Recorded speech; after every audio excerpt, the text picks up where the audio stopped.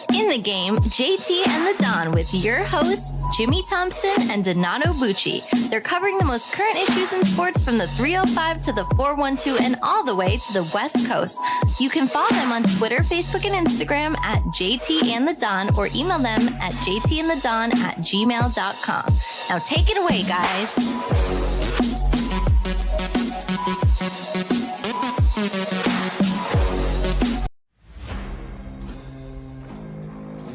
Give them a shot to do what?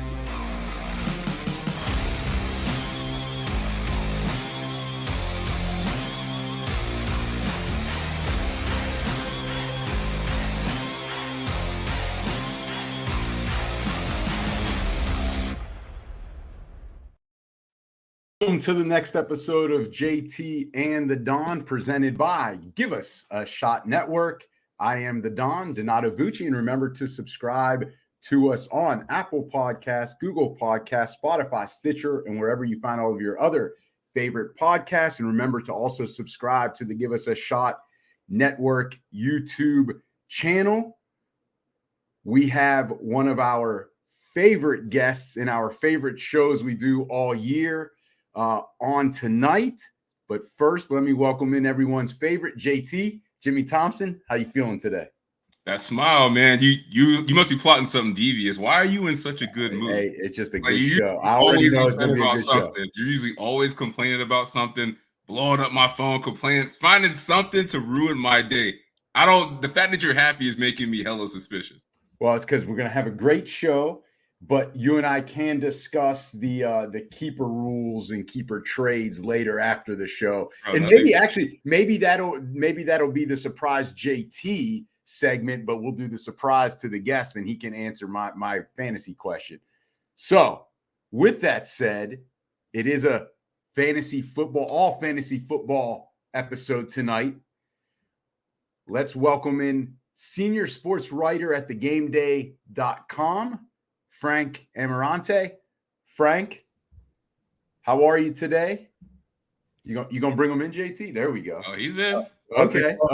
Well, I'm feeling great. First of all, I love coming on your show, and secondly, everything's heating up in football. Finally, those veteran running backs, Dalvin Cook signing. We saw where Zeke got signed, and it gives us more clarity. And it's just an exciting time. Draft's heating up, and I'm excited to get into it. Great time of the year, and I think all three of us believe in that. JT, you ready to get this show going? Can we get started? Man. All right, Frank, you ready? We're gonna pepper you with a lot of questions, what the listeners want to know. And if this is the first time as a listener you've seen Frank on our show, he is awesome. He's gonna lead you to the promised land in fantasy football, to a title. All right. So he helped me last year in one of my leagues. So if he can help me, he can help anybody. Trust me. And I know JT will agree with that. Oh, yeah, for sure. Because if he doesn't have help, he can't win. So Frank, you definitely helped him out. You definitely helped me win a few leagues last year as well. So very interested to see what stuff you got today.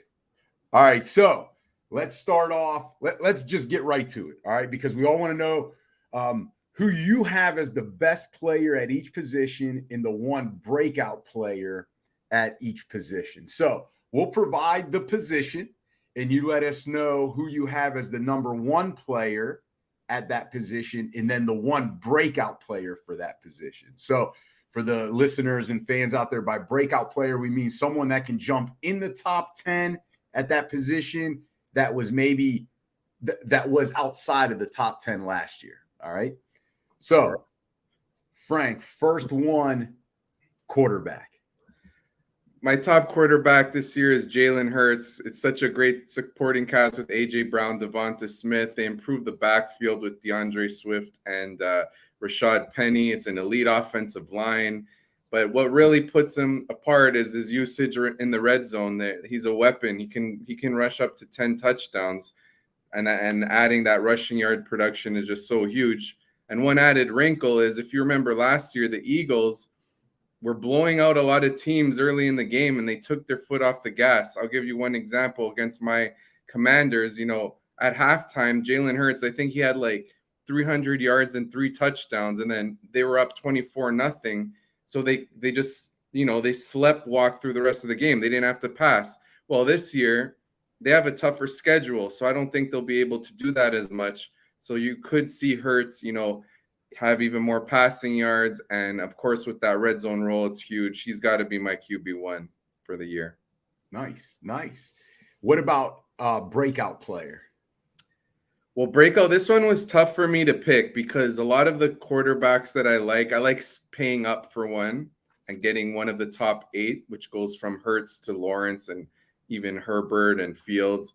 So, and one of them that I could take out is Anthony Richardson, but that's a cop-out because he's a rookie. And so, so I'm going to have to pick Deshaun Watson just because he didn't finish out. He finished outside of the top 10 last year. And this year he's in a good position to do so just because, I think part of his struggles last year had to do with rust. Now he has a full offseason with the Browns. They got a great offensive line, a strong running game. They improved that receiver, bringing in Elijah Moore. From reports I've read, they want to open it up a bit and play more, 3 receiver sets and air it out a little more. And we've seen Watson in the past throw for over 4,000 yards, rush for over 500 yards. So he's got that rare skill set that you covet in a fantasy quarterback. And in terms of this criteria of not finishing top 10 last year and jumping in, I would say Watson. And I have him as my QB9 for the season. Okay, nice. Well, listen, Frank, leadoff spot comes out strong. So, JT, what do you got? Best and breakout. Hey, man, look, I got to say I love it because not only did you not say it was Josh Allen, but you named the guy that he traded away in Dynasty as well. So he traded away Deshaun Watson to acquire Josh Allen. So he traded away the breakout player for the guy that's not going to be number 1. So I'm already loving the picks, man. This Dynasty season is going down in flames. I love those picks, man. Jalen Hurts is a monster. I do agree with you. They were a lot of those games were blowouts, basically. So he didn't have to put up stats. But I'm going to go with Justin Herbert, man, as the guy that I think is going to finish QB1. And it's like everything is there for him to do it. He's got a new offensive coordinator that I think will suit him better in Kellen Moore. They're going to take more deep shots. He's got crazy weapons with Keenan Allen, Mike Williams, Quentin Johnston, plus they bring back Austin Eckler. And I think them playing in that conference with 2 teams with terrible defenses helps out, but they also play the NFC North and the AFC South, and 11 of their 17 games are indoors. So I like it. And he finished, QB 11 last year while being hurt and dealing with injuries to the team and a bad play caller. I just think that him throwing under 30 touchdowns is rare, and I don't see why he can't blow up. So I like Herbert, but I also like Hurts too. And then my breakout is, I got to go with the guy on my team is Tua. And he finished as a top 4 quarterback 4 times last year, but we know it was all about the injuries. Can he stay healthy? I got to think he can stay healthy. And Don, you remember you brought this up. At one point last year, Tua was number 2 in the MVP race to Patrick Mahomes. So if he can get a full 17 with those weapons, he's got to be in the top 10. Like, the Miami offense is just too good. Love it. Love Herbert. I'm with you on that one for sure. I like Tua as well, but Herbert's one of my favorites. Absolutely. Those are all good answers. And JT, I'm going to go to the guy that you mentioned. And to me, it's why he's always not mentioned up there consistently, even though he was the number 1 QB on the field and in fantasy last year. It's Patrick Mahomes. It's like we keep disrespecting him in this sense that the first 2 guys go on the show, they didn't name him. 41 touchdowns, 4 rushing touchdowns, 5,250 passing yards, along with 358 rushing yards. And in 2021, he had 381 rushing yards. So, I don't know how you can go against him. It's like going against Steph Curry when Curry was really in his prime, going to all these titles. It's like we always want to put someone else number 1. It's like it's Patrick Mahomes. Sorry. Breakout player. I'm going to go. This is a little dicey here, but I think he's going to be the Jalen Hurts of this fantasy year, and it's Sam Howell. He's got to me. And listen, full disclosure here, Frank. Please give the full disclosure, please. Full disclosure. I tried the whole offseason in Dynasty to get Sam Howell from this other guy on the show JT, because JT had Sam Howell. I tried all offseason. Then finally, the day of the dynasty draft, I finally could get Sam Howell. So, yes, I traded for Sam Howell. But this is the reason. He's got 3 really good NFL-type receivers that got speed, right? And now they're using, supposedly from Washington, and Frank would know this best because it's his team, they're using Antonio Gibson out of the backfield more, or at least that's what they want to do. So now he's got that other dynamic running back out of the backfield. And, do we forget how hyped up Sam Howell was at UNC? He was basically the Drake May before Drake May. I mean, let's be honest, right? After like his freshman year, just the way Drake May is. So I'm going Sam Howell. It could be a complete dud, but I'm willing to go out on the limb on that one. One thing I Sam Howell, man. I got to add one thing there is like Sam Howell's got rushing upside that some fantasy players may not realize. His last year at UNC, I think he ran for over 800 yards. So that's what we always want in fantasy, and that's an added wrinkle to your points. And hey, I could see him as a sleeper for sure. And there's some pieces there in Washington. Absolutely. I like it. Frank just made me feel better with adding that extra dimension of rushing yards that I traded for Sam. Started out to say something nice to you. All right, Frank. So best as well as breakout player running back. All right. So best running back, I'm going to keep it simple here. Christian McCaffrey. We've got, one of the best fantasy running backs of our generation playing within an offense that is the most running back friendly offense we've seen with Kyle Shanahan. So it's just keeping it simple there. This offense could be, one of the best we've ever seen. There's just so many weapons. If Brock Purdy could build off what he did, they just need him to be that distributor where he stays in the pocket and just gets it in the hands of his elite talents to make it work after the catch. I know one of the criticism is that, San Fran could try to keep him fresh, use some Elijah Mitchell, but McCaffrey will get those high value touches and still get a lot of use in the passing game and a lot of use in the red zone for an offense that's going to score a ton of points. So he's my RB1 for this year, keeping it simple on that one. Frank, before you go to the breakout, quick follow-up on that. Are you concerned at all with the possible timeshare he has with Elijah Mitchell at all?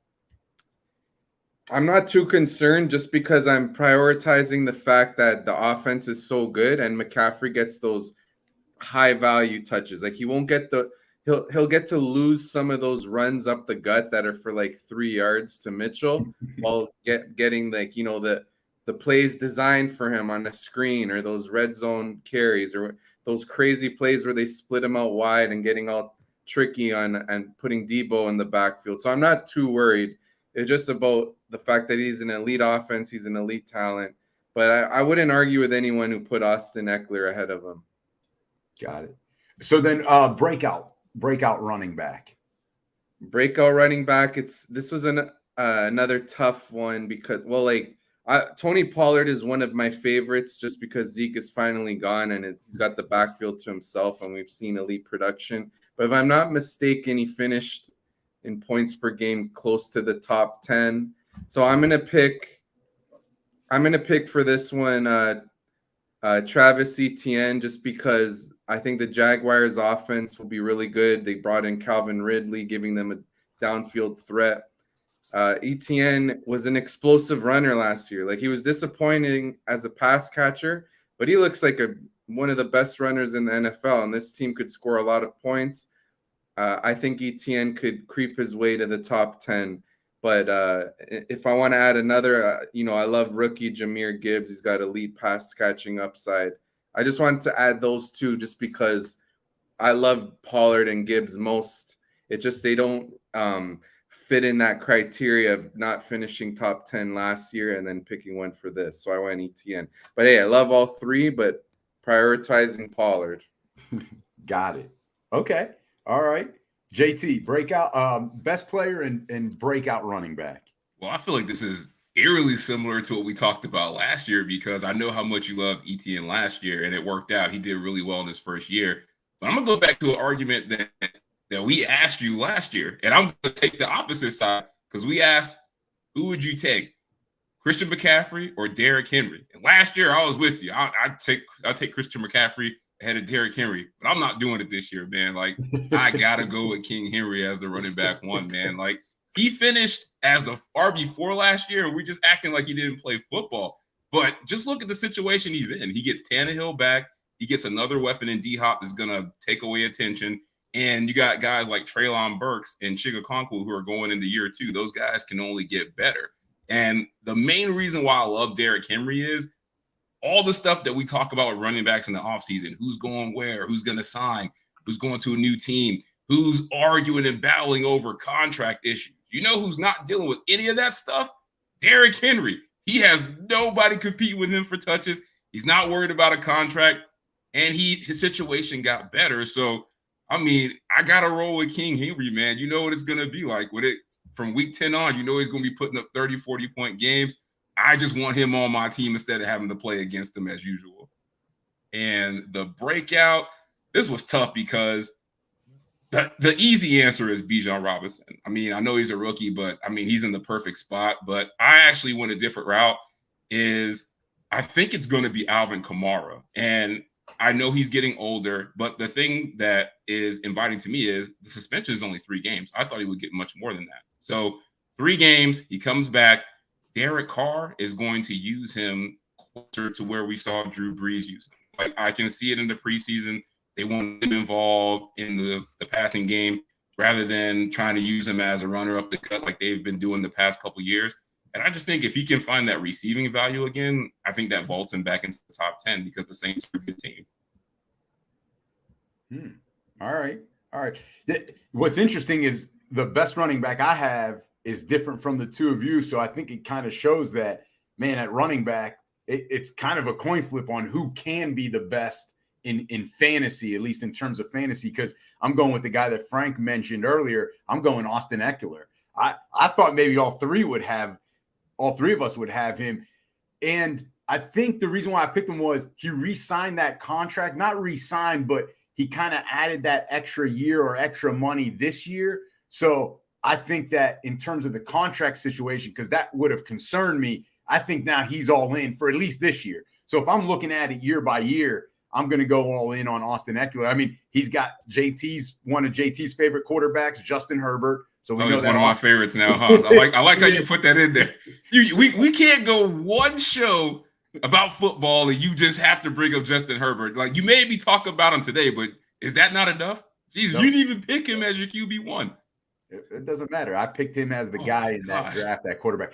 The other thing is catches out of the backfield, right? And you talk about a timeshare. What timeshare? I mean, they let that guy all you can eat at the buffet. I mean, whatever he wants, right? Outside, inside, pass, go split out, whatever it is. And then my breakout guy, I'm going to go Alexander Madison. Full disclosure, traded for him in Dynasty during the offseason too. Man, we can't afford to do this type of show, man. You can't just name all your Dynasty players and hope he agrees with you so you feel better about yourself. No, but let me explain why. I read this stat that I thought, wow, like this really is amazing. 7 career games with 15 plus touches for the guy. He's averaged 16 fantasy points. That last year alone, that average would have put him RB8, which is top 10 breakout player according to our definition. In those 7 games, he averaged total 123 yards. So, I mean, I just think he's due for that because he's going to get a lot of the workload if he stays healthy.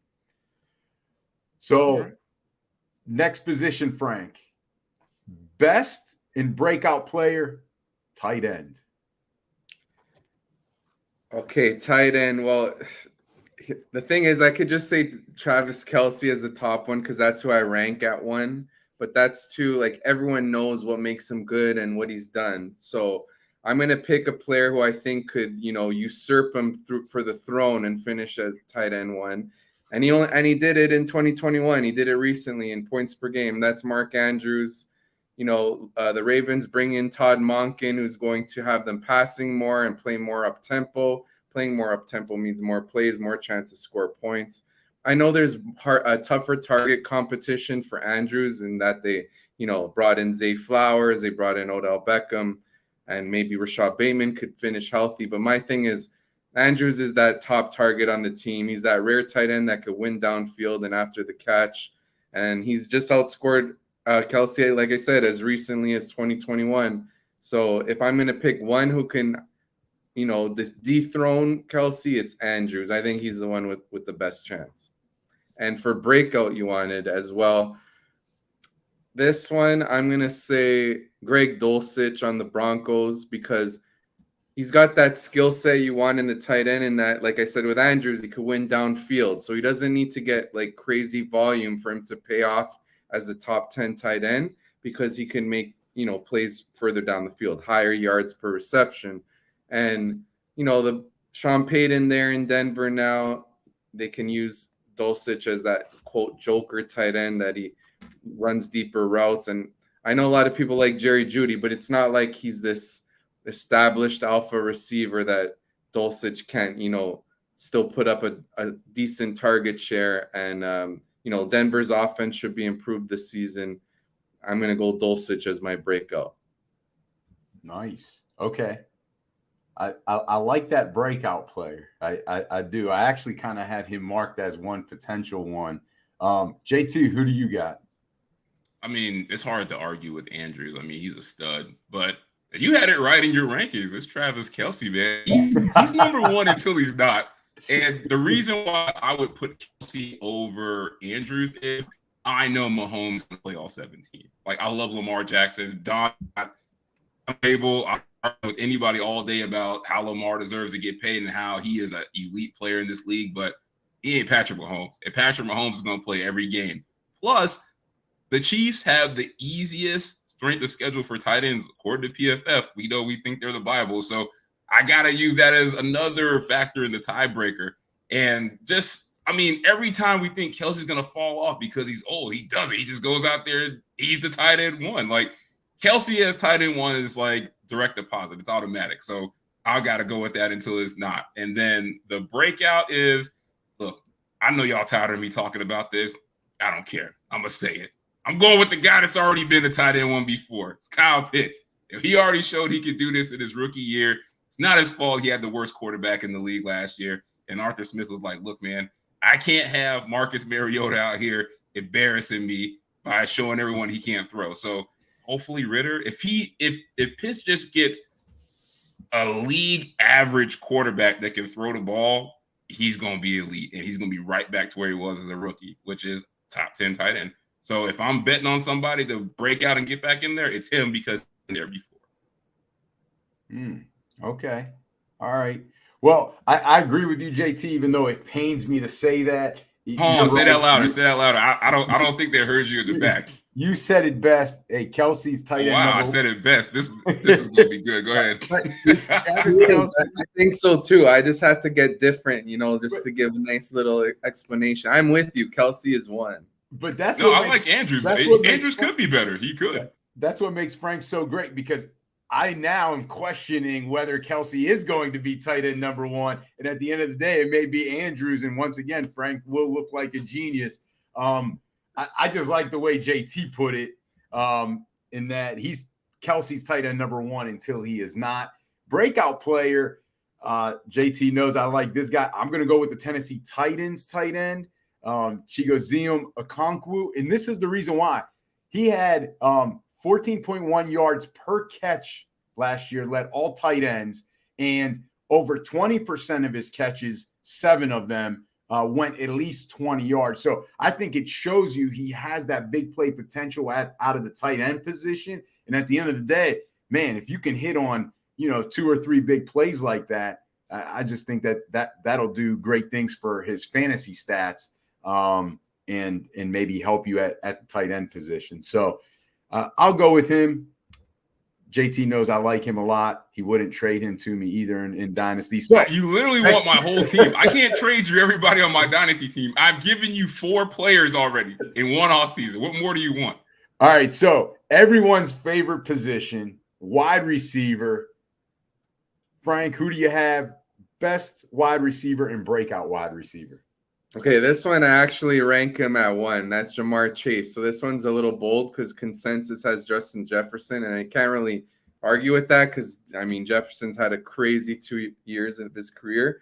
But for me, Jamar Chase is for a few reasons. One is he's got massive touchdown upside. The way they use him in the red zone, like he was in the top 5 last year in red zone targets, around there towards the top, despite missing like 5 games. And if you look last season, he led the NFL in targets per game. He had over 11 targets per game.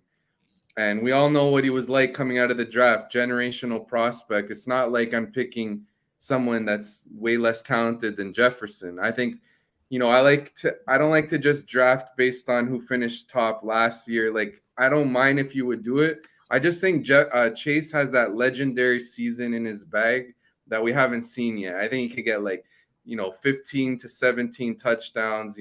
Cincinnati's playing more pass heavy now. I know Joe Burrow has that injury, but I think he'll be ready for week 1.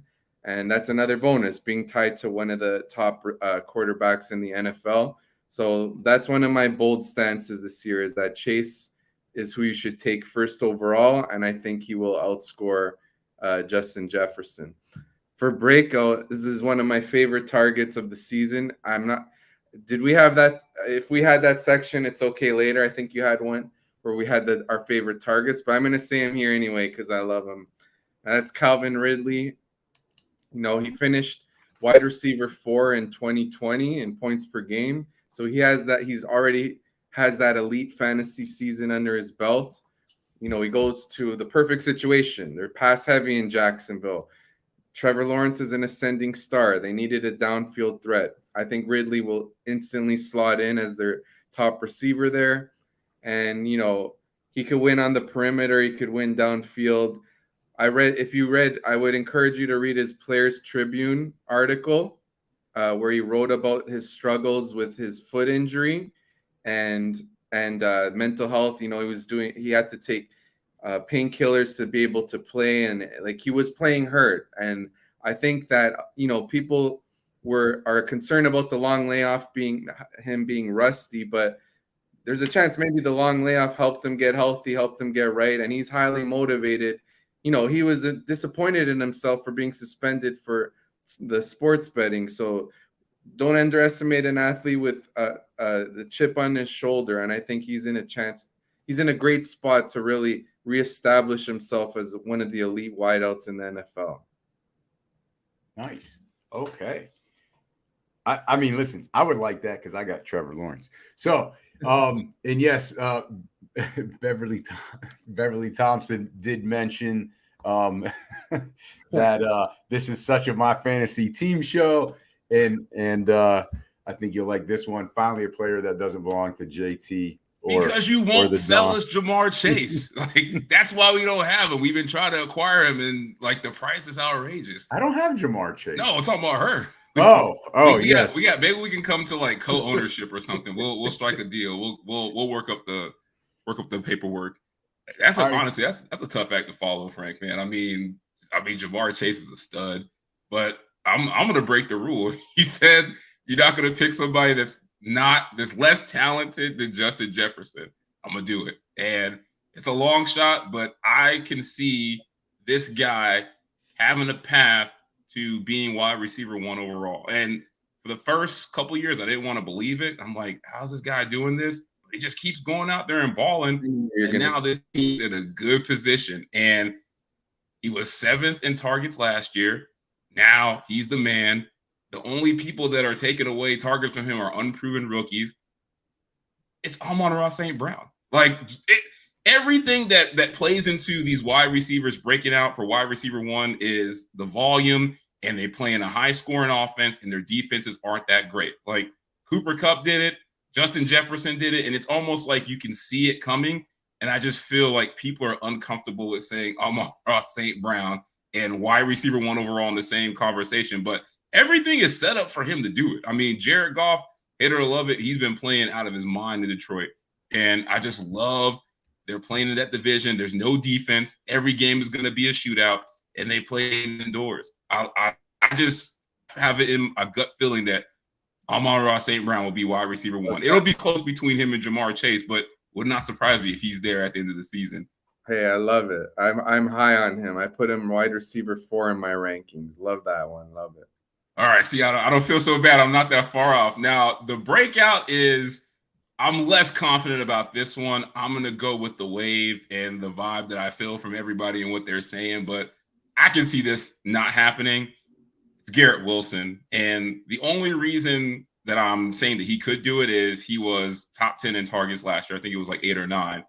But I do wonder, is Aaron Rodgers going to throw as much as the Jets did last year? Because I feel like Zach Wilson and Joe Flacco were throwing it like 50, 60 times a game at one point. And Aaron Rodgers, I don't even think he's passed for 600 times in his career. Like, I don't think he's a volume passer. He's just very efficient. So unless Garrett Wilson skill-wise is Devontae Adams, I don't see it happening, but he might be. They say he's as good as Devontae. So I got to roll with what Aaron Rodgers is saying. So if that's the case, then Garrett Wilson is the easiest guy to break into the top 10 for me. I'm writing all of these down so I know when you're not gonna listen because you still don't pick the guys you want. when those middle value rounds come around, I know who you're targeting, so I know, do I got to take Frank? Don't buy this. Or what? He's gonna take all this advice, and you know who he's gonna pick in the 4th round like clockwork? Chris Carson. He's not even gonna lead anymore. He's gonna Chris Carson above. That's round 4. He's gonna draft. I loved them all those years. I was one of them. But you know what's funny, Frank? He says that, and every year, guess who I traded Chris Carson to? No, you tried to. You tried to. No, you every year like clockwork. I got him to bite on Chris Carson.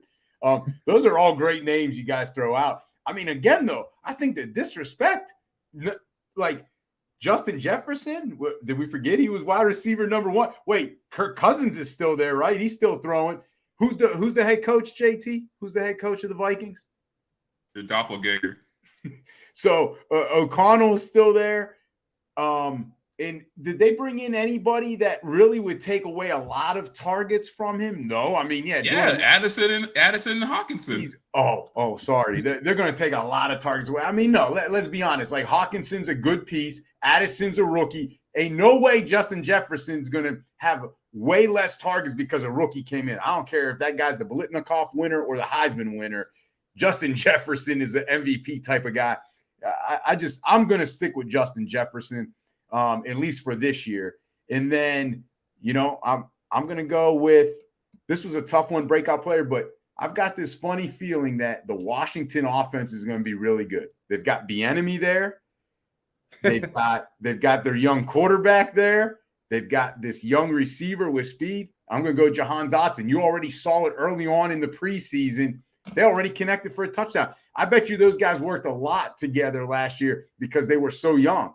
Right, Jahan Dotson, he kind of had to earn that step, and they, I think, developed a lot of chemistry.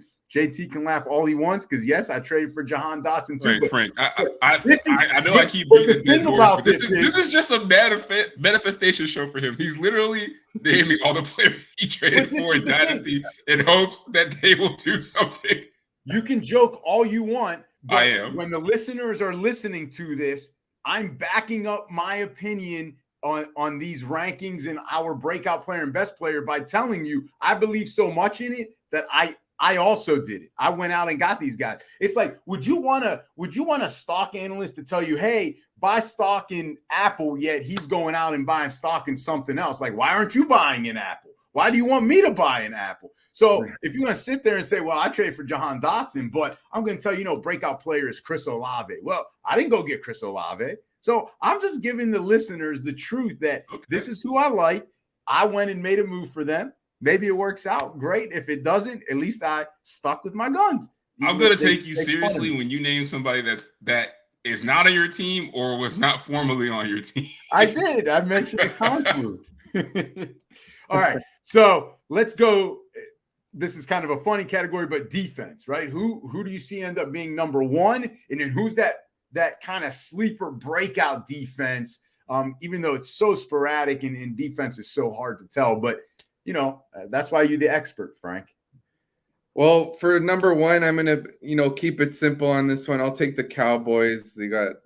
Dan Quinn is still there. Good defensive coordinator. That unit is just stacked with talent.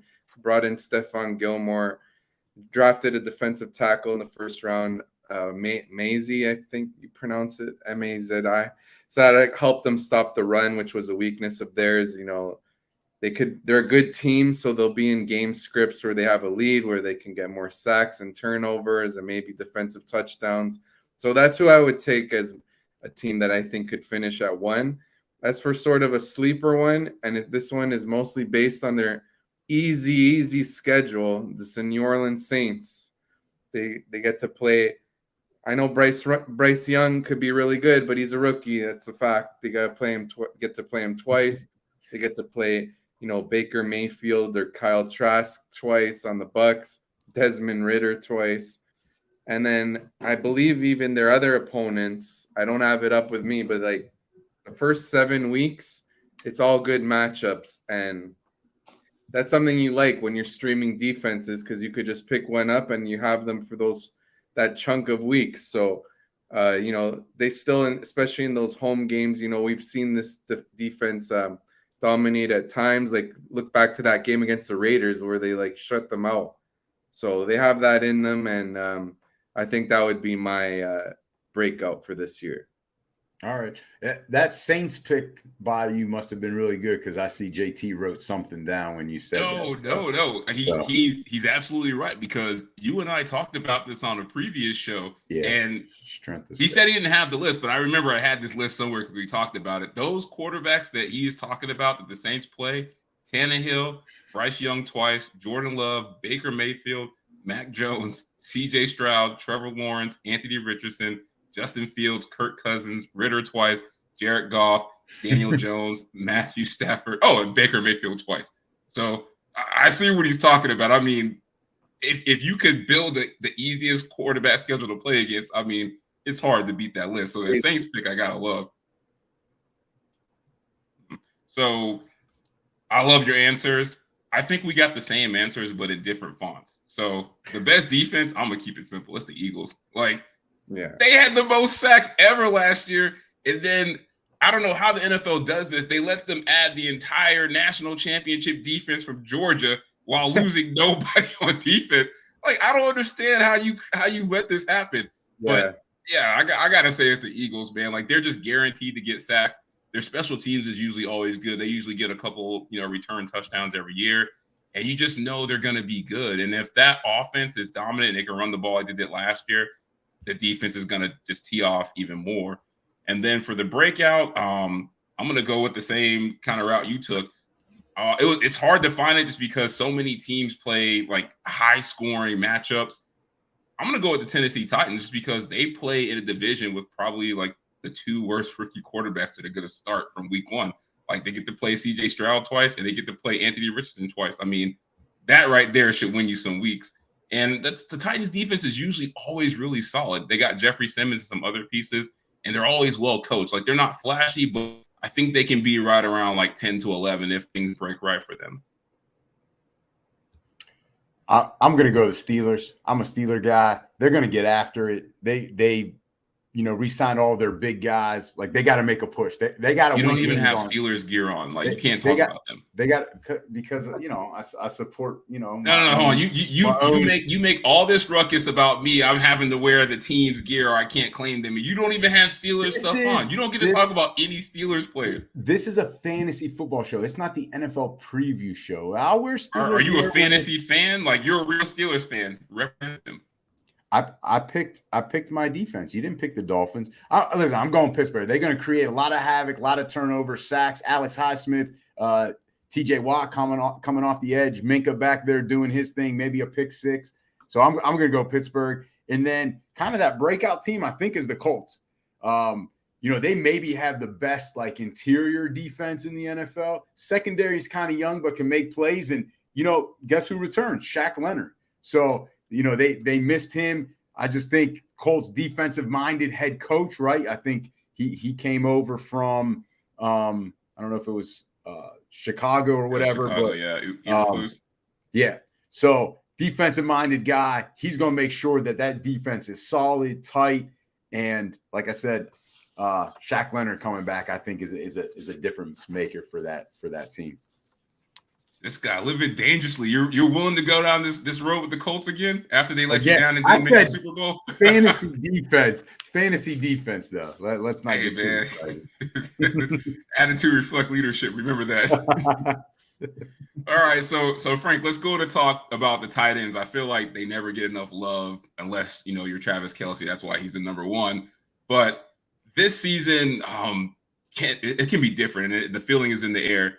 We've seen over the past few years, like so many tight ends get taken in the first round of the actual NFL draft.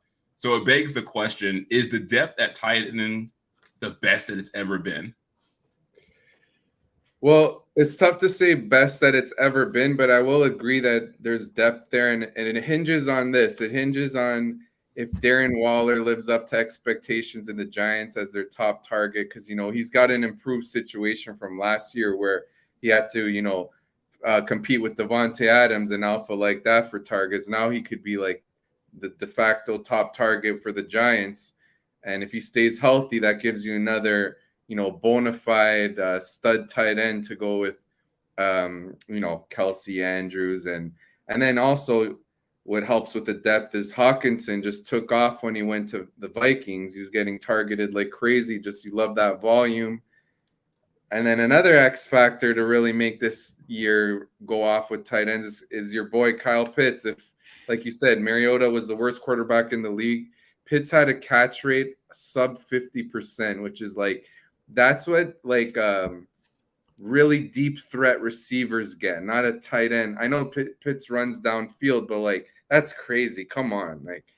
He just got to go back to what he did as a rookie, which was a 65 or 62%, which is pretty he does that and he'll be, a productive tight end. And they did pass a little more when Desmond Ridder took over. He averaged 28 pass attempts per game, whereas Mariota had 24 or something really low, it was the 70s football or something. But then you add in the young talented ones we spoke about like Greg Dulcich, Okonkwo in Tennessee, and Pat Freiermuth has shown some upside. Then this draft class was so good. The rookie tight ends, Dalton Kincaid, Sam Laporta, then Michael Mayer when he gets going, even Luke Musgrave in Green Bay. The one thing I will say, though, is rookie tight ends generally are not good bets for fantasy unless you're Kyle Pitts who put up 1,000 yards, but most of them take some time to get going. But to your point, just saying all these names, yeah, the tight end position looks pretty strong and deeper than usual for sure. Yeah, and there's so many guys. Think about where George Kittle has got it on.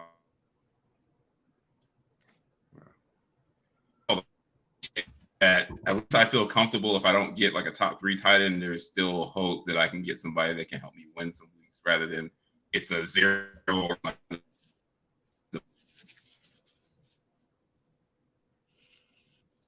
So Frank, let's focus. Sorry, go ahead. Sorry, I was just saying the internet cut out just a little bit. So sorry if I missed anything there. No, you're good. Yeah, I mean, we agree with you. The tight end position just seems like there's just so many options. I mean, I never thought I'd see a time where I can get George Kittle in the 6th round. That's crazy. Yeah. And you know what? I want to just add in what you're saying. In this discussion of tight end being deep, it may not be a good idea to be using your first rounder on Kelce. You could get really burned if all these other tight ends end up being, because last year, I know he dominated, but also the ones below kind of disappointed, like Kyle Pitts, Darren Waller. So if they do well, and then you're having a team that may get your boy Amon-Ra St. Brown end of the first, and then they get a tight end that hits like Waller in the 6th, that's going to be tough to compete against. So that it might speak to maybe this year's not the year to target Kelce. Yeah. All right, book it. He said Kelce not Kelce at 6, but Amon-Ra St. Brown at 106. I'll take it. Yeah, because the thing is, you in the past would have taken Kelce because there is such a big gap. I think last year was 100 points between him and tight end number 2, right? But if that's not going to be the case, and maybe Kelce's still number 1, but if it's only 35 points, and then the difference between number 2 to 10 is 30 points.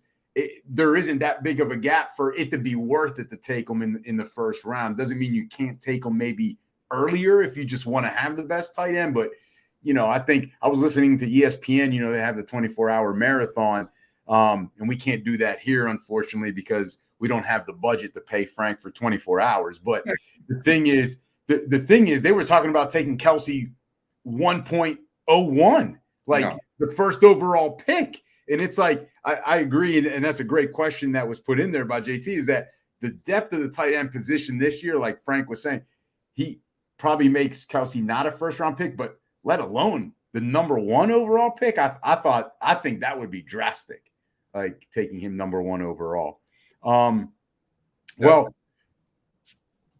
sorry, go ahead, Frank. Oh, I'm saying definitely, like, this talk has made, like, I still rank him around, I think 8 or 9, but this talk is making me think maybe I'll put him right at the turn, like a first pick in the second round, or like 12th overall, just because in a couple of my home league drafts, I'm going to be drafting like 10 or 9 around that, and he might slip to me there, and I'm feeling like I don't really want to do it. So yeah, this discussion has been, actionable for me too. Nice. Do we trust Kyle Pitts again? Well, now it's a way more manageable price, lower opportunity cost. You could get him 6th, maybe even 7th. Instead of last year, he was going I think it was the 4th. So it's a lot easier to click on Pitts this year. Yeah, I took him in the second round in a couple drafts, and let's just say I didn't get any money back last year. He was a big reason why, but I'm ready to get hurt again, so we'll see how that goes. Well, I mean, speaking of really liking guys, let's look at the rookies, right? Because I feel like we fall in love with certain rookies, whether it's where they played college, how they did in college, where they got drafted. So obviously, a lot of people can't wait to take Bijan Robinson, but and some may want to take him in the first round, maybe number 1 overall. So he may be the obvious choice, or probably the obvious choice for best rookie in terms of fantasy purposes this year. So, Frank, the question we have for you, though, is who is the best rookie not named Bijan Robinson?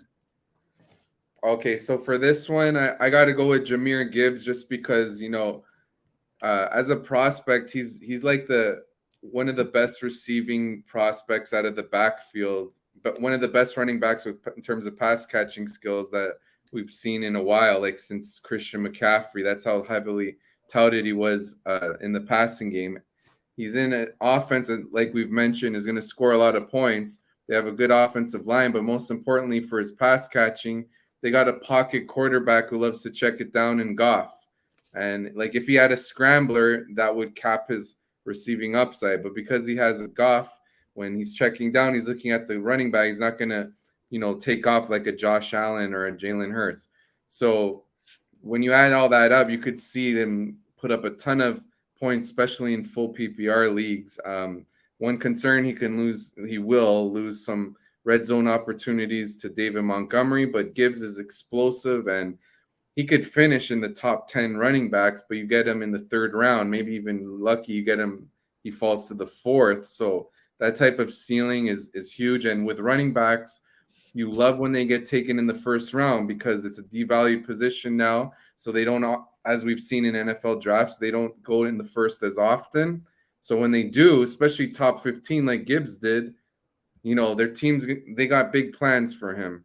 And I think he's a great selection even in the early 3rd. I think that's the rookie that not named Bijan that will be most impactful.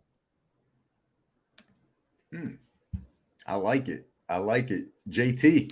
I like it even more because, I got Bijan and Jahmyr on my dynasty team, so I feel like I'm in good shape. So he's making me feel good about this upcoming season. But I do agree with that. I think Jahmyr Gibbs is the answer. So I figured he was probably going to be – you're absolutely right. I mean, great athleticism, great pass catcher. Jared Goff's going to just dump the ball off to him. And I just think you just look at the way they're going to use him. It's just going to be so valuable. I don't want to go this far, but I feel like this is the closest role that we probably have seen to like a Christian McCaffrey, like how they want to use him. And I just see it where like he's got so many catches. He could have like 20 points by time if it's a good game. I like that. I guess the guy I would go with, I'm going to go lesser guy. It's Gibbs and then the quarterbacks, obviously. It's a guy that I actually watched him while I was out west last summer, and I had to stay up late to watch a couple games. And I'm like, this dude is fast, man. And then he got hurt, and then he went away.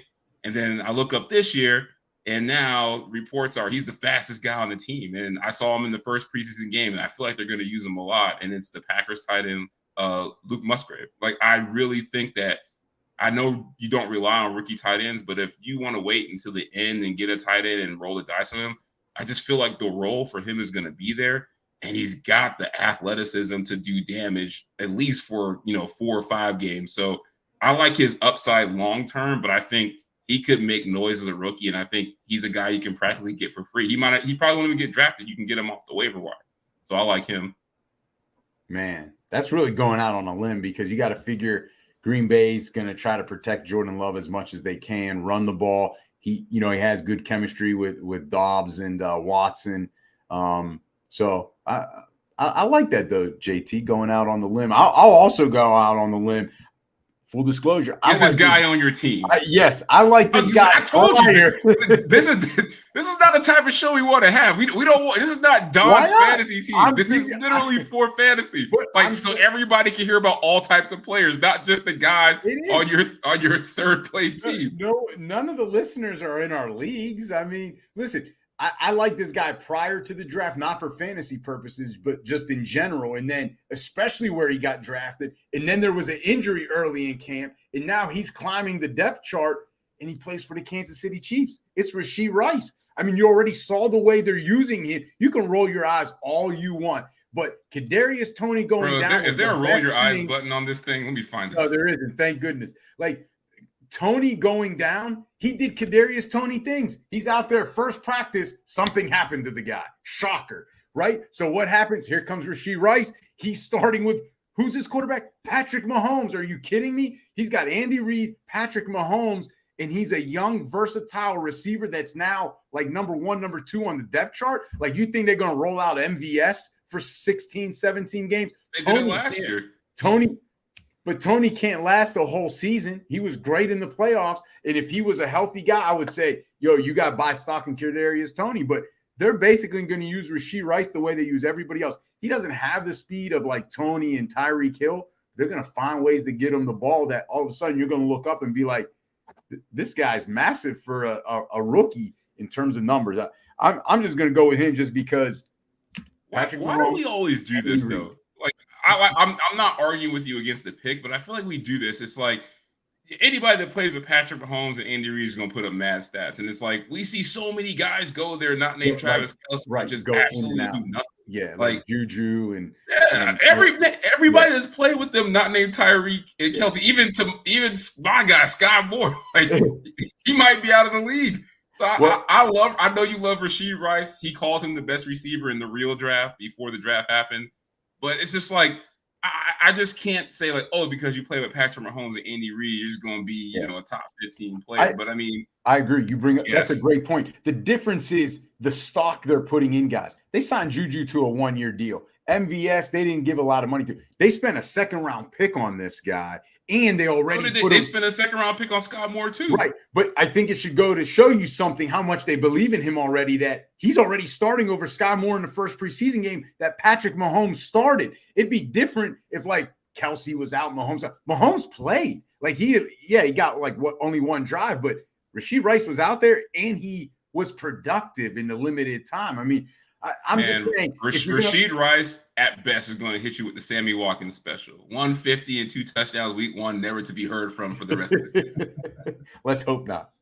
Oh man, but I like the answers though. I mean, can't go wrong with Rice, the Chiefs receiver, and I love the Jahmyr Gibbs answer.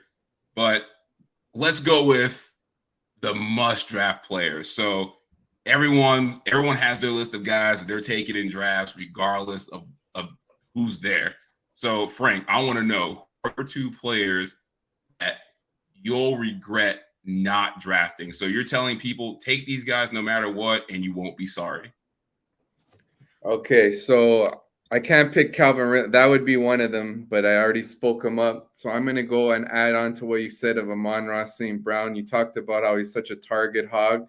and he's in, a great offense. He's got great rapport with Jared Goff. But what I love about St. Brown is that, for one, he usually goes like at 12, 13 or around there. So you're able to, you can just reach on him and make sure you get him from like, pick 7 onward. And so that makes him like fit in this criteria where even though he's like a borderline first rounder, like a lot of the listeners can potentially draft him. Some may have to reach, some may not. But my thing is like, he's so safe because of the rapport with Goff. The offense is good. The offensive line is good. And there's continuity in the scheme. They kept the offensive coordinator. So that's, I think, a huge thing.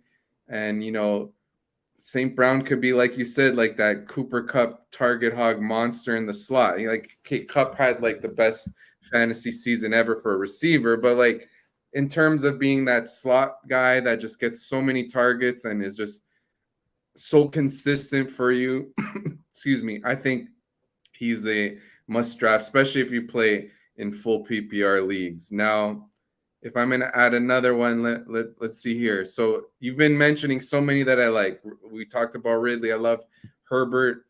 I think I have to mention one, and I already talked about Todd Monken, but I have to say this player, I can't come on your show without saying him, is Lamar Jackson. Playing in with the best supporting cast of his career. Like, look at the receiver upgrades they got. Like, Odell Beckham's past his prime, but he can still be a threat in the red zone. Zay Flowers, first-round receiver. Isaiah Likely looked pretty good as a rookie. He's another threat to go with Andrews.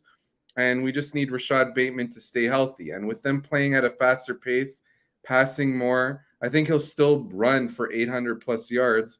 I think this offense is going to be really good. We just need Lamar to stay healthy. And the reason I have him on must draft is because you don't have to pay up for him like you do Hurts, Mahomes, or Allen. You got to take those players in like the second round or maybe if you're lucky, early third. With Lamar, you can get him mid-4th, maybe late 4th, but he has the upside to produce at the same level as those other quarterbacks in the top 3.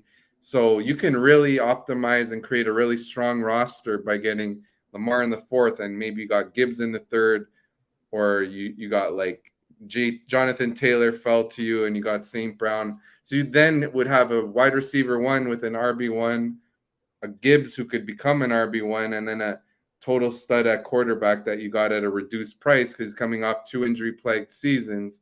So I think Lamar is definitely a must draft this year. I like it. And just for reference, he hits on these. So the guy that he put in this category last year was Joe Burrow. And we see how that worked out. Yeah. He had a good year.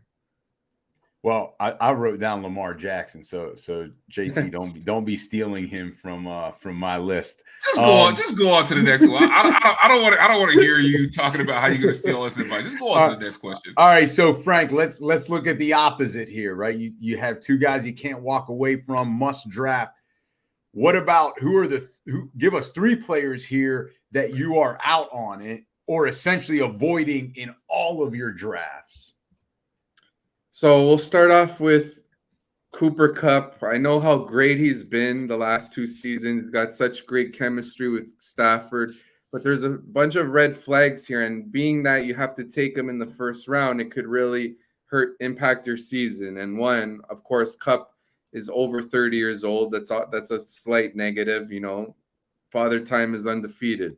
Number 2, Cooper Kupp is coming off the ankle injury from last year. He already had a hamstring injury this year. I know he's back from like practicing, but he's had injuries throughout his career, and it makes him risky in this price range. And then the other thing is his quarterback has injury concerns too, like with the elbow last year, Stafford. So you add all these red flags, add on the fact the offensive line isn't good. The team may not be good. So like, what if they're, 2-8 and Kupp is banged up, or like maybe later in the season, 2-8's too early. Like, let's say they're 2-11 and it's the fantasy playoffs and Cooper Kupp's all banged.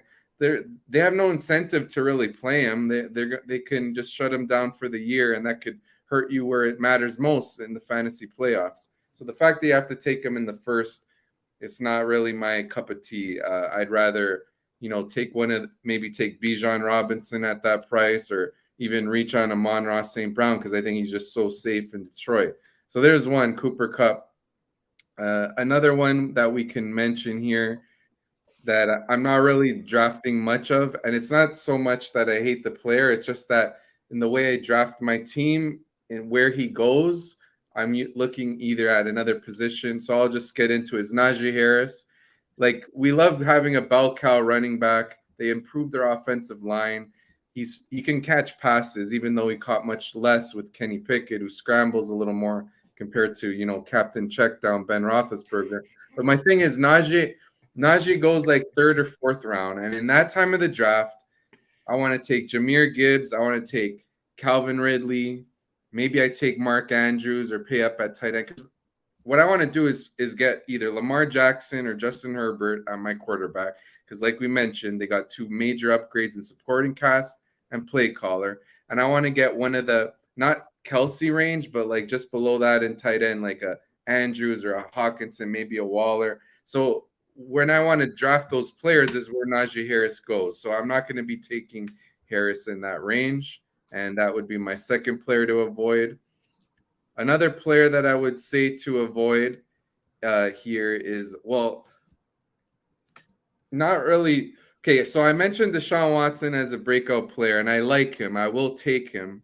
But I'm going to say him on this list for one reason. And it's an interesting wrinkle that maybe, not that we always think about when we draft, is that Cleveland, we've seen it in recent years. When it's the fantasy football playoffs time, the weather is brutal there. It's windy, crazy windy, or snowy.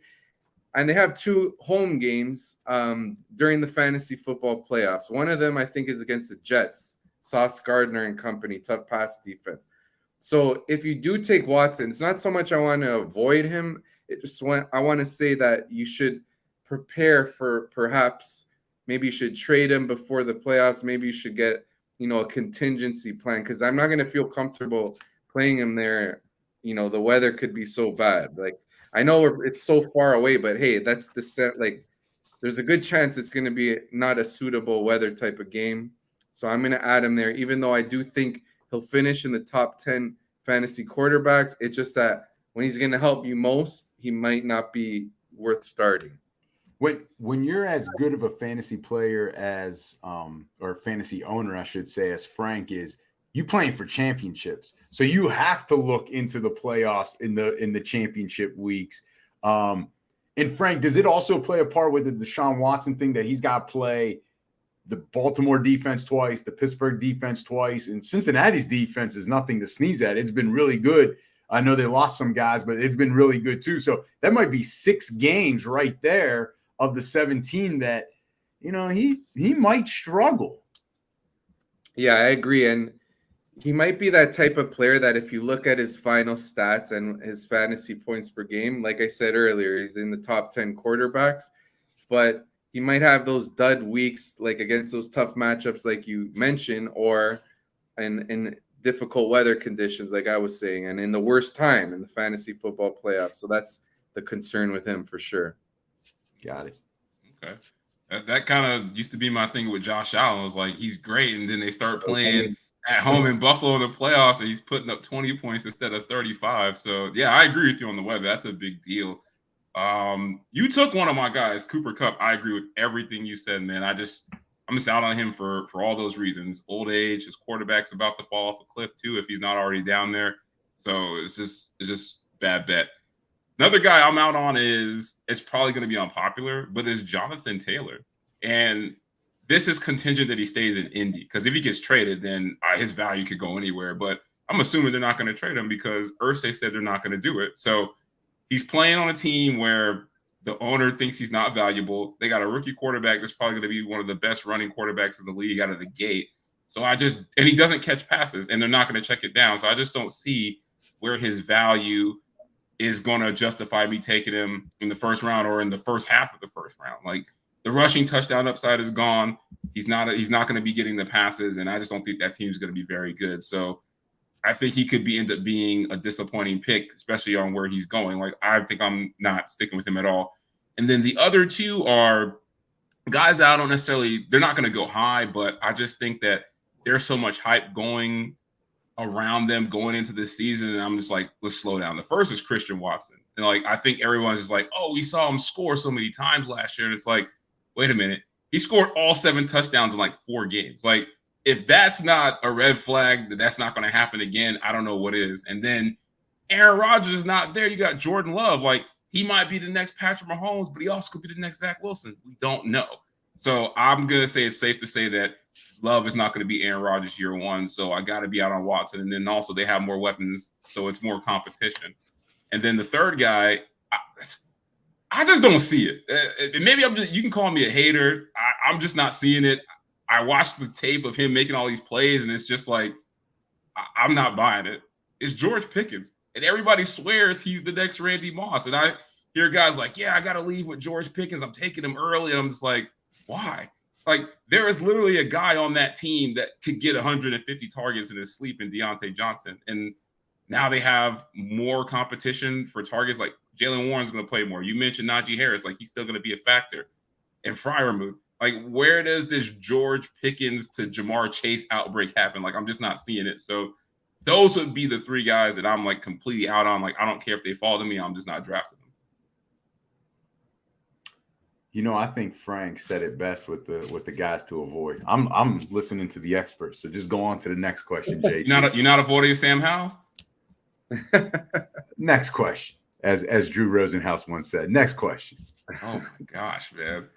All right, so let's go with not necessarily somebody you're going to avoid, but is there a player or 2 that might not be a bust, but they won't return value at their current ADP? So this is like the buyer beware. Like, who are those 1 or 2 guys for you?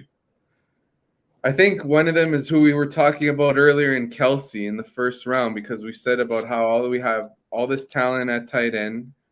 Waller going to a good spot. Pitts maybe bounces back. The young, like Dulcich and Okonkwo later. So there's these stud receivers in that range in the first round, or even like a safe one like a Diggs, that if Kelsey doesn't really outscore, like if he like Don mentioned, if he like finishes tight end 1 but is only 20 points more than tight end 2, taking him at 6 really, like, it's not as impactful, and he might do well, like, but you might have, bubble playoff team like in the 5th or 6th. Like, you might not have that explosive season with him starting him in the first round. Maybe feels like sort of like a floor pick this year, and plus he's on the wrong side of 30. I know he's no signs of decline, but sometimes the decline comes out of nowhere. So I think, yeah, I'm not going to be taking him in the first round. I'm with you guys. Another one, I'm going to have to say Christian Kirk. So he was great last year. Everyone at the time we were drafting, remember, he got that huge contract. So everyone's like, what are the Jags doing? So there wasn't like a lot of excitement for him. And I liked taking him last year because he was pretty cheap. Trevor Lawrence, I anticipated would have a year 2 leap, and he did.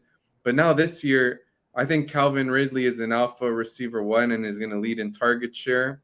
And Kirk only goes like 1 or 2 rounds later. Like, he goes like 5th or 6th, I believe. And I think, again, that's a floor pick where it's buyer beware. Like, he won't bust. He'll be pretty solid for you. It's a pass-heavy offense. He's a good receiver.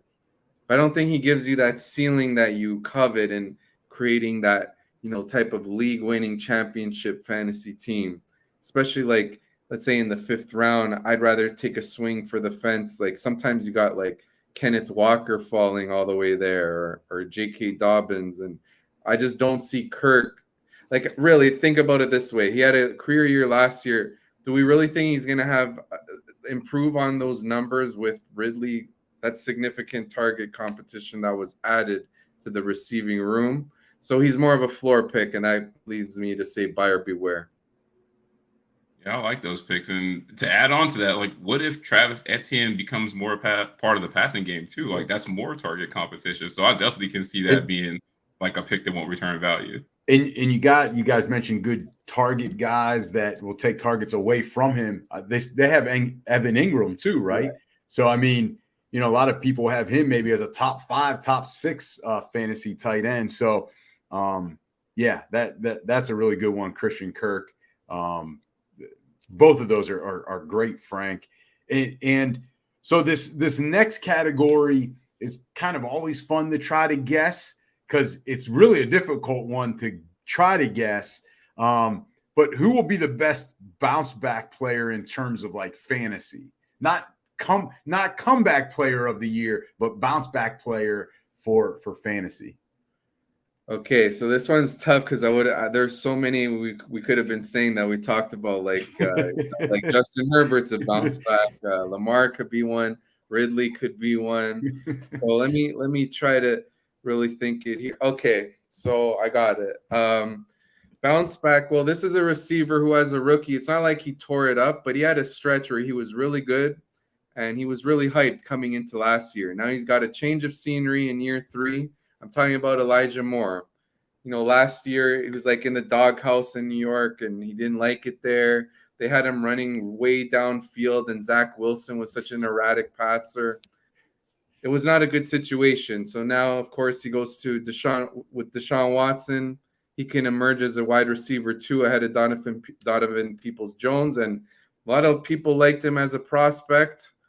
I think he could bounce back to that year 1 type of level. Not like he's going to absolutely break out, but he'll give you those like a few maybe top 24 weeks, a few spike weeks. He's like a nice player to take on your bench and then hope that he hits and you can play him in the right matchup. He doesn't go too late, like you get too early. I think you could get him like 8th round-ish. And I think you could bounce back to rookie levels with the change of scenery and the quarterback upgrade, Elijah Moore.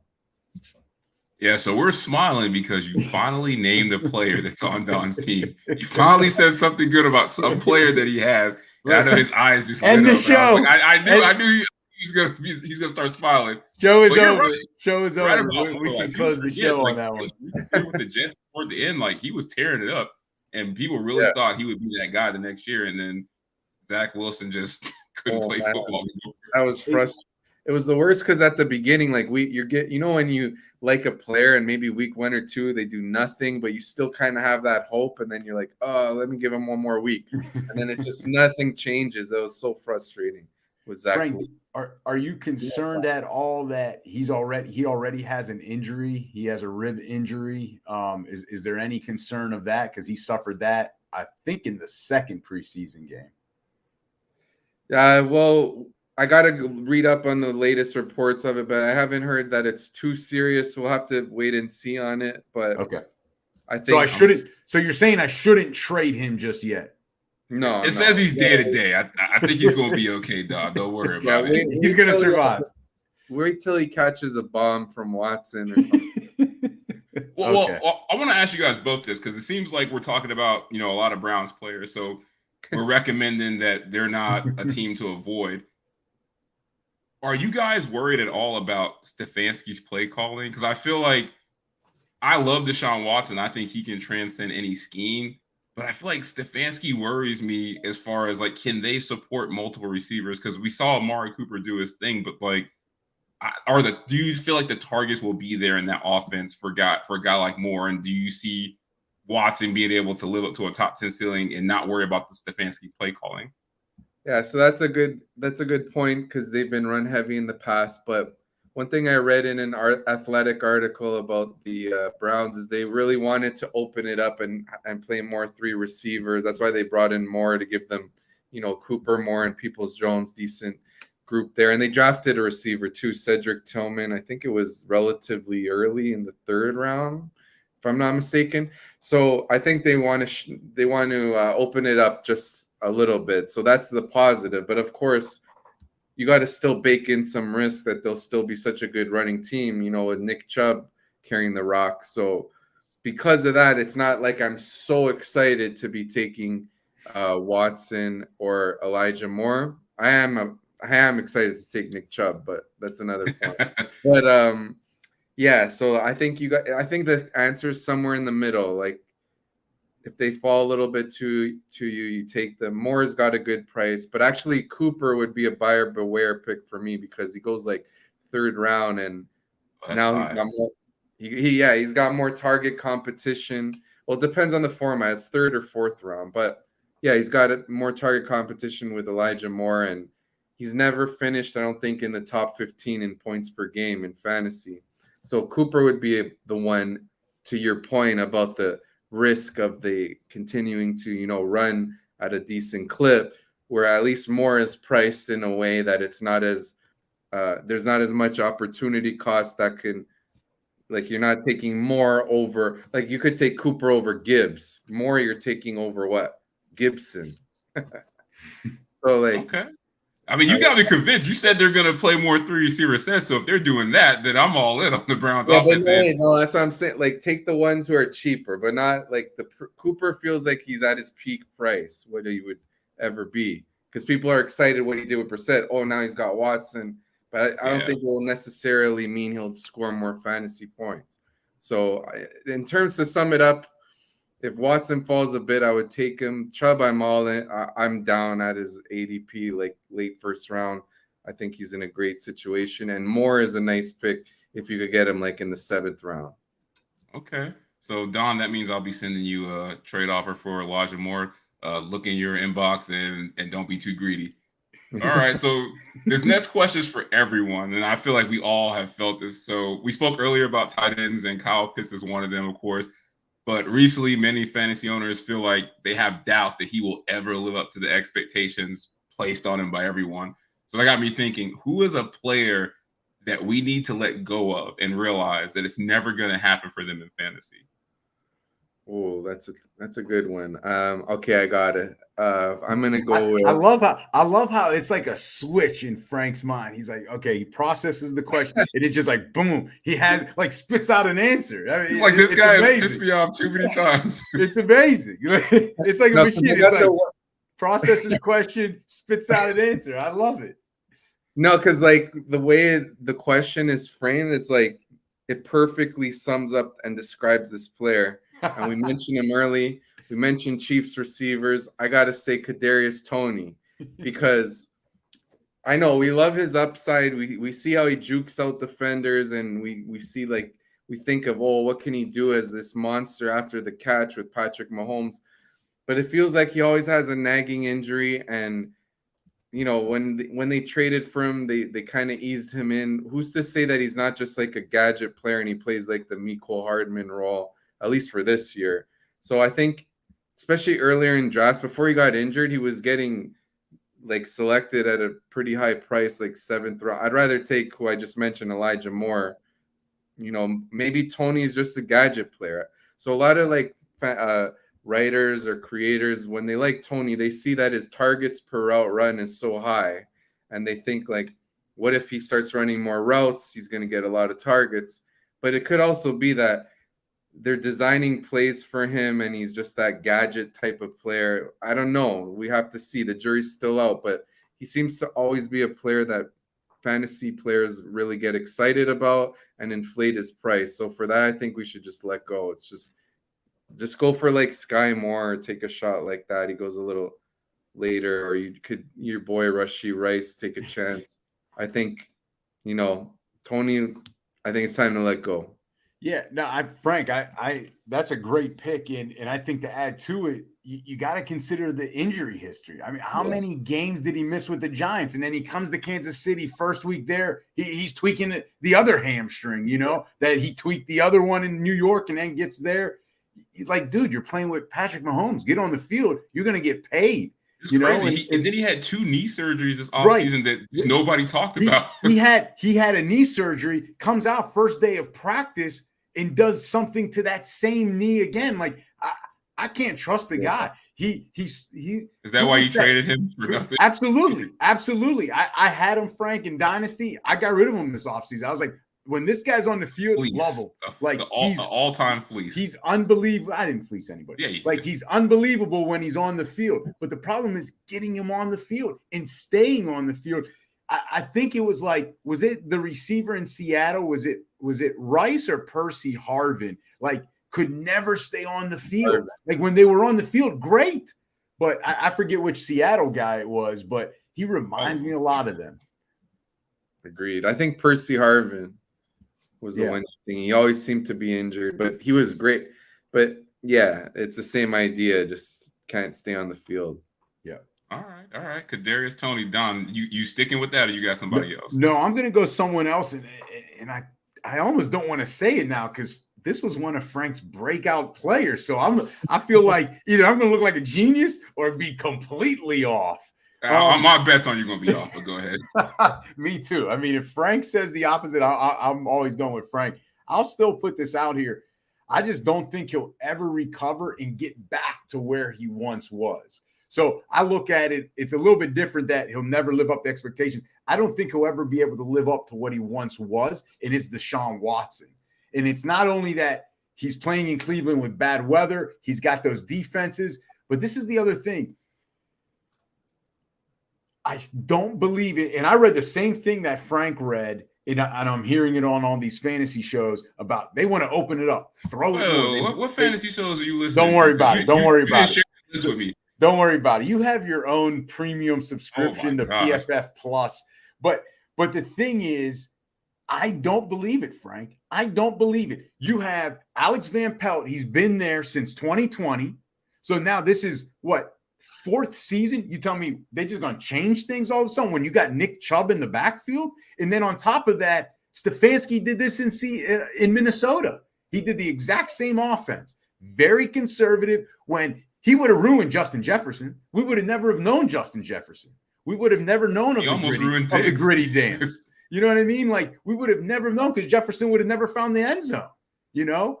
And the thing is, I just don't believe him. It's like you go to the steakhouse and you order the steak, right? You go to the seafood place, you order the seafood. Stefanski is... Have you had dinner yet? Is that what's going on here? I haven't had dinner yet. I am. When you start talking like this, it just means you're hungry. Stefanski's the seafood restaurant place. You can't go there and order the steak. He's never going to change. Like, that's my opinion, and that's why I think it's Deshaun Watson. If you're happy getting value between, you know, the 15th to 18th type of basically what Kirk Cousins was doing in Minnesota, if you're fine with that, great. But we had bigger expectations for Deshaun prior to all the bad stuff that he did.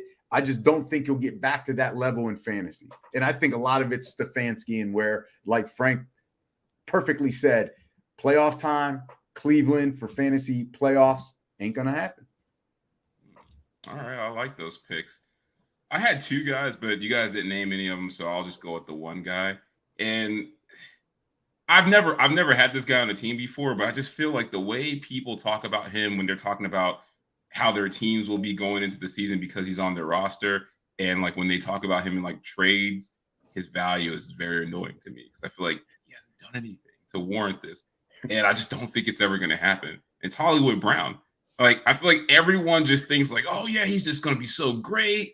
You know, he's this fast receiver, and like when you talk to people that have Hollywood Brown on their rosters, like they feel like they have a lock and loaded automatic wide receiver too, and I'm like, what games have you been watching? Like, he was a drop machine. He's always hurt. He's like, what has he done? Like, and people just take him early no matter what. Like, you try to get Hollywood Brown from another team, and you're gonna be paying through the nose. So he's the guy that I just don't get it. I don't think it's ever gonna happen because I just don't think he's that good, and I don't think he's gonna be in a situation to do it. Now, the other guy that I was gonna say is I don't think it's because he's not talented. I just think that he's been stuck in a bad position for him to get enough volume.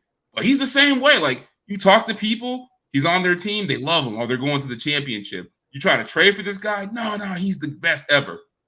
Brandon Ayuk. Like, I started to see it a little bit last year, but I'm not getting the hype. Like, he's not going to get enough work in that offense with those other guys, but let people tell it. They're still going to take him in the middle rounds like he's a lock and loaded, you know, wide receiver too. Try to trade for him, you're going to have to pay through the nose. So I just don't think it's going to ever happen. Maybe for Ayuk at some point, but definitely not Hollywood Brown. But I just don't see it happening for those two guys for those reasons. Yeah, those are fair for sure. Like, Brown's in a tough situation this year. We don't know when Murray's going to be back. I like Ayuk's talent too, but they run a lot of mouths to feed. And yeah, I know what you're saying, especially in Dynasty. They people have really high hopes for them that does not fully match their production yet in terms of like their trade value. Like you said, hard to trade for them. So I get what you're saying for sure. Yeah, like somebody told me that they would rather have Brandon Ayuk than it was ridiculous. I think it was like rather than I don't want rather than like Amon-Ra St. Brown, like before like he was breaking out. I'm like what are you like? Am I not watching the same tape that everyone else is watching? Am I missing the games that the 49ers are playing or something? Because I'm not seeing it. Like everybody just swears this guy is the next Randy Moss, and they're not getting rid of him. Yeah, a lot of people took long to fully buy into Amon-Ra St. Brown because like he went in the 4th round. First, it was as a rookie, like he produced only when everyone else was hurt. Then it's like, oh, Jameson Williams is coming back, and like, no, Amon-Ra is a stud. It's time to fully recognize that. Okay, all right, I can live with that. All right, so Frank, this is why we bring you in. There's going to be someone watching this episode that has the number 1 overall pick. All right. So you're on the clock. Pick 1.01. Who you taking in your fantasy league? I'm taking Jamar Chase, generational prospect coming out of the draft, best since Calvin Johnson, really. I think he's got a legendary season in his bag that we haven't seen yet. Last year led the league in targets, over 11 per game. Crazy red zone usage where I think he's got 15 plus touchdown upside, tied to an elite quarterback in Joe Burrow. He checks all the boxes. And then in terms of roster construction, you take Chase instead of a running back. You might in the 2nd round you could get like a Derrick Henry. Derrick Henry sometimes falls to the 2nd round, by the way. That's crazy.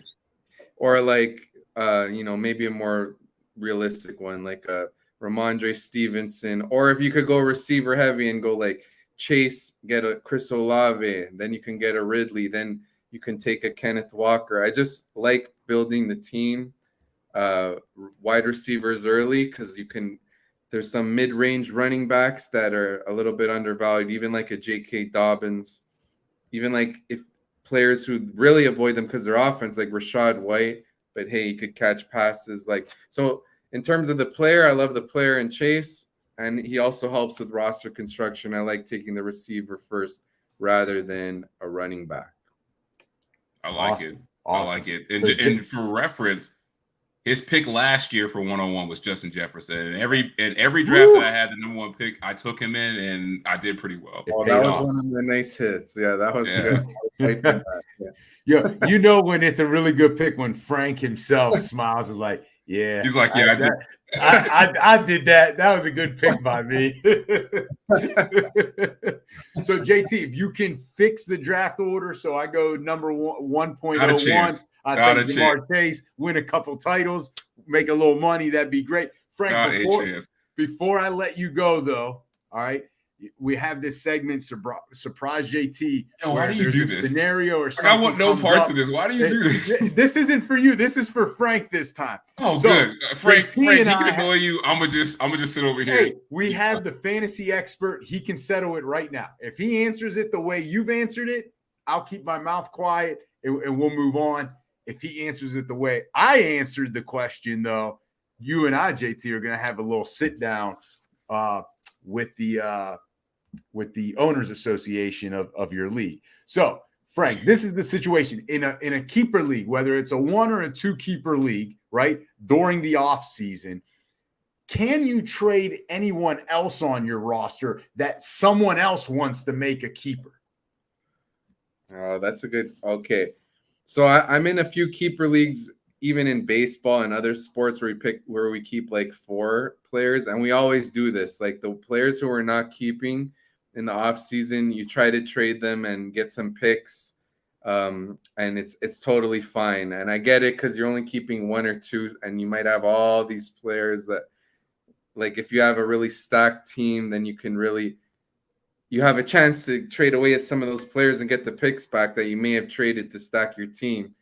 So I'm cool with it, but I get maybe there should be some restrictions because you're only keeping 1 or 2. Maybe like you can only designate like 4 players on your team that could be maybe potential keepers, and then only from that group you can trade. Because then, like, let's say you can trade your whole team. Yeah. Because at that point, what's the difference between that and a dynasty league? Yeah, that's true. Because the difference is though, someone may have struggled a lot last year and been like, I don't like any of these guys, but they can be guaranteed that, hey, someone has 5 keepers that I would love, and instead of it going into the draft, and I may not get any of them because I draft a bad slot like number 6 or 7, then he can guarantee, or someone may love, hey, I love Jonathan Taylor. Let me go get him, you know? Yeah, that's where it's different than dynasty. It sounds like a setup. So he asked a question that had nothing to do with any trivia. He just wanted you to validate his plan to finally win a championship. So Frank knew that he answered the way I answered because I smiled, and then Frank was like, "Oh man, I don't want to upset JT. I'm trying to play defense here." Then he tried to too, but he's like, "But I see where you may not want to allow it in your league." So I thought it's okay, Frank. You're all right in my book. You're all right in my book. JT, you and I, we'll bring it up in the owners meeting when you fly. You'll just text bomb everybody until they hear what you got to say. Oh, I can't wait. The text is already drafted. Frank, you have no idea what you started, but we'll see what happens. Love it, Frank. Hey, you're welcome back on the show anytime, Frank. Anytime. I love it. One of my favorites to come on. But no, this was great, Frank, in all honesty, and thank you again for your time, and let the let the listeners and our fans know where they can find you and how they can follow you. Yeah, so you can find my written work at thegameday.com. I'm updating my fantasy football rankings, dynasty and redraft, like every 1 to 2 weeks. And as we get closer to drafts, it's more frequent. So you can find my work there. And I also do betting content there as well. And on Twitter, I'm always firing out takes at FMorante I created a new Instagram with that same username, which I got to follow you. I just started it, so I got to follow you guys too. But yeah, you could find me there as well. I'll just post maybe some video content and things like that. But where I'm most active is Twitter. Any useful tidbit of info that I have, I'll fire it out there, and I'll answer lineup questions as we get closer to the year. And, guys, I love coming on here. Thanks again. It was a pleasure like last year. And hopefully my takes hit like they did last season. We know they will. We would love to have you back on again if you can make time for us. And we'll also follow you on Instagram. And for the people out there, follow him on Twitter, because absolutely. I get these notifications and I'm like, okay. And I take mental notes, but I know since JT and I share the account, I'm like, dang it. Cause JT's seeing the same thing I see. So it's not like I'm gaining an edge on him, but Frank, hey, look, we're just fighting for who gets to pick first. But I will say this for everyone who's listening, definitely go follow him on Twitter. I said this last year and I meant this. He is honestly probably one of the few accounts that got me into really enjoying using Twitter, just for the content that he puts out every day, the takes, the opinions, the replies to, popular things that are out there. Like, you do a great job. And it's every day I'm just like, all right, what's he going to say? What's he going to talk about today? All right, this is very useful. So definitely one of the best guys on Twitter. So definitely, guys, go check him out. He's legit. Thank you. Thanks for the kind words. We appreciate it very much. And you guys put out great content as well. Thank you. And if you could stick around end of the show, just so we can say bye, as well as I can maybe get a few betting tips as the football season comes around. I don't know. I'm just saying. I'm asking for a friend. The guy who says he doesn't bet. I'm asking for a friend. I know this is a facade. Wrap this up. I know you always try to say you don't bet. You are the parlay king. I got a lot of friends. So I'm asking for a friend. So remember to please follow us and subscribe. JT and the Dawn All Sports Podcast. We can be found on all of the major platforms. And remember, we are presented by Give Us a Shot Network. Go ahead and subscribe to them on their YouTube channel.